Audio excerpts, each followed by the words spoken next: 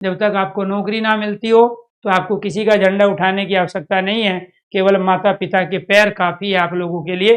ठीक है, तो जितने भी माता पिता के पैर दबा के आप सेवा कर सकते हो, उनके काम को आसान कर सकते हैं और उनकी बात मान के प्यार दोस्तों उन पे अगर आप चल सकते हैं तो वो चीज आपके लिए जरूरी है।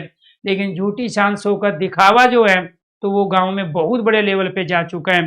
तो इसलिए उधार के पैसे लेके अपने आप को चमकाना, अपनी बाइक को चमकाना, अपनी गाड़ी की चमकाना, ठीक है, रिश्तेदारों से आप पैसा लेके उनसे मुंह फेरना, ये आदत जब तक नहीं जाएगी तब तक सुख घर में नहीं आएगा।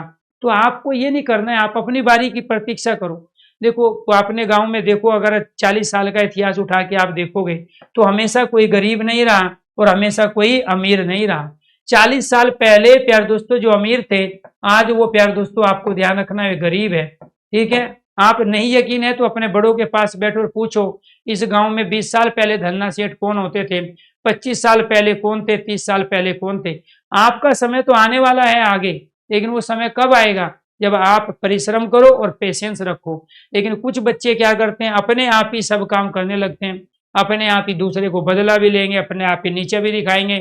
ठीक है, अपने आप ही जो है दूसरे से बराबरी करने लगते हैं।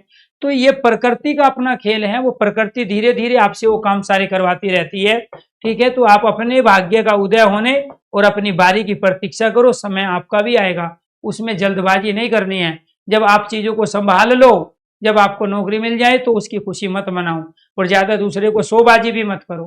ठीक है, तो वहीं पे फिर बाद में दिक्कतें होती है, उसका मजा ही नहीं ले पाते नौकरी का।